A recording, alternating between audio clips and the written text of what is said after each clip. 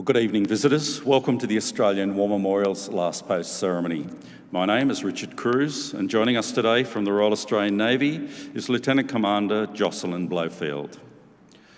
We warmly welcome Air Commodore Peter McDermott, National Vice President of Air Force Association, and Wing Commander Michael Garside, Australian War Memorial Air Force Fellow. As always, we welcome the veterans who have served, those that are still serving, and the families that love and support them. We acknowledge the members of RSL Services Clubs Association, RSL Victoria and RSL Queensland, who are watching the broadcast of this ceremony across Australia. During this evening's ceremony, wreaths will be laid at the base of the Pool of Reflection by visitors to the memorial. If you're able, I invite you all to please stand for the national anthem.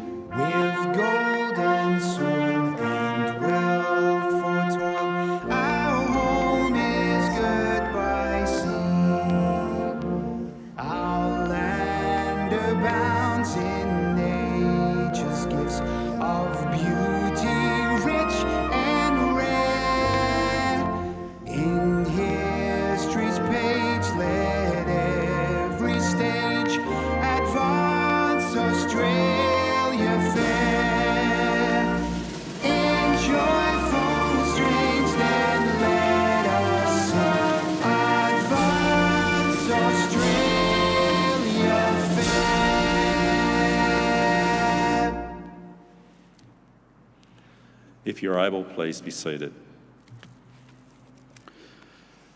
The Australian War Memorial was the vision of Charles Bean, Australia's First World War official historian. Bean landed with the Australian troops on Gallipoli and stayed with them at the front through to the end of the war. The idea of this national memorial and museum came to him at Pozières, France, in the depths of the bloody fighting of 1916. Bean's idea was that this would be a place where families and friends could mourn their loved ones buried in faraway places.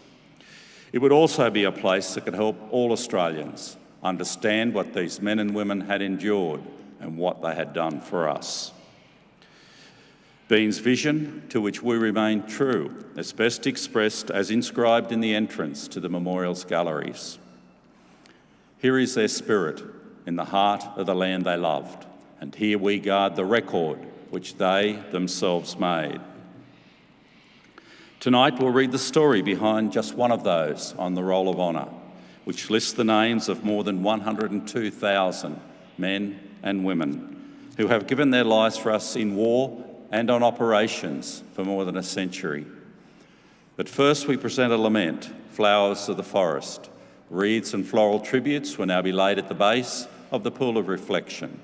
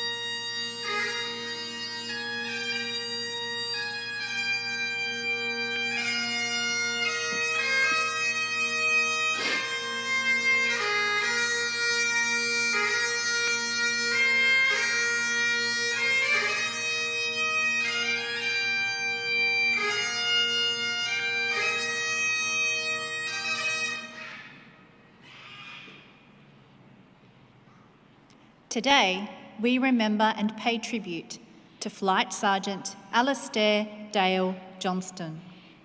Alastair Johnston was born on the 8th of August 1919 in Dunkeld, Victoria, the son of Charles and Frances Johnston. Johnston attended Kingaroy State School and enjoyed tennis, running, boxing, cricket and swimming.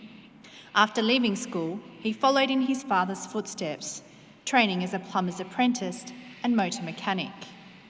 He served in the militia, part of the 47th Battalion, from 1938 to 1942. During that time, he applied to join the Royal Australian Air Force Reserve, finally enlisting on the 2nd of February 1942 at the age of 22. He trained as a wireless operator and air gunner, and in December was promoted to sergeant. On the 15th of January 1943, Johnston embarked from Melbourne for overseas service, arriving in the United Kingdom in March. As part of the Empire Air Training Scheme, he was one of almost 27,000 RAAF pilots, navigators, wireless operators, gunners and engineers who joined the Australian and British squadrons in Britain throughout the course of the war. Johnston underwent specialist training in the UK and in June 1943 was promoted to Flight Sergeant. He initially joined No. 9 Squadron, but 2 months later was posted to No. 467 Squadron RAAF. As part of Bomber Command, No. 467 Squadron flew 4-engined Avro Lancaster heavy bombers. On the night of the 10th of May, 31 Lancaster bombers from numbers 463 and 467 Squadrons RAAF departed as part of a major raid from Waddington, England. Their target was the heavily defended railway yards at Lille in France. Flight Sergeant Johnston was the wireless operator and air gunner with Lancaster B for Baker. While attacking the target, the aircraft was hit and exploded mid-air. Squadron leader Donald Smith was thrown clear and managed to parachute down safely.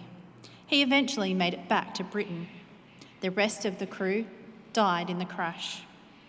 Flight Sergeant Johnston was one of those killed, along with Australians Warrant Officer Royston Purcell and Flight Sergeant Gilbert Pate, and British Airmen Flight Sergeant Jeremiah Parker and Sergeants Kenneth Table and Eric Hill. 12 Lancasters were lost on the raid. 50 airmen were recorded as casualties of the mission. After the war, the remains of Commonwealth servicemen buried in Europe were examined and identified where possible. A convoy sent to Lausanne Cemetery determined that one of 2 unknown bodies initially found under the plane's wreckage was that of Flight Sergeant Johnston. He was reburied there under the inscription, "Until dawn breaks." Flight Sergeant Alastair Johnston's name is listed on the Roll of Honour on my left, among almost 40,000 Australians who died while serving in the Second World War. A photograph of his headstone is displayed today beside the pool of reflection. This is but one of the many stories of service and sacrifice told here at the Australian War Memorial. We now remember Flight Sergeant Alastair Dale Johnston, who gave his life for us, for our freedoms, and in the hope of a better world.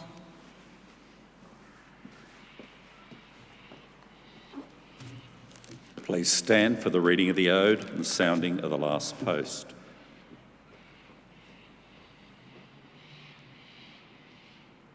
They shall grow not old, as we that are left grow old. Age shall not weary them, nor the years condemn. At the going down of the sun and in the morning, we will remember them. We will remember them.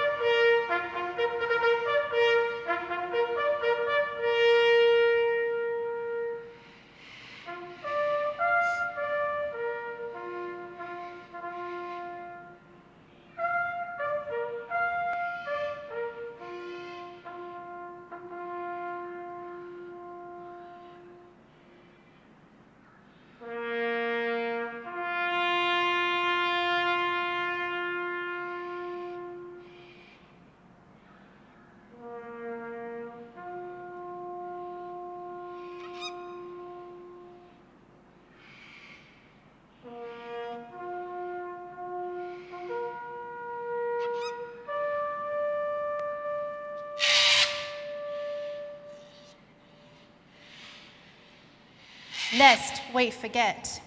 Lest we forget.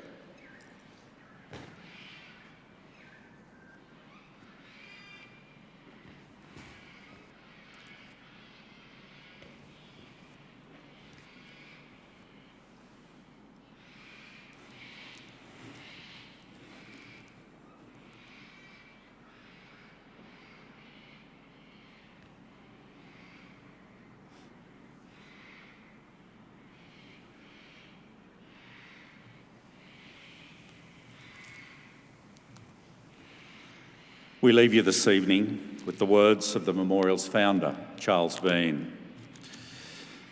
Many a man lying out there at Poziere or in the low scrub at Gallipoli, with his poor, tired senses barely working through the fever of his brain, has thought in his last moments, well, it's over. But in Australia, they will be proud of this. Ladies and gentlemen, girls and boys, that concludes this evening's last post ceremony. We thank you for visiting the Australian War Memorial and wish you all a very good evening. Thank you.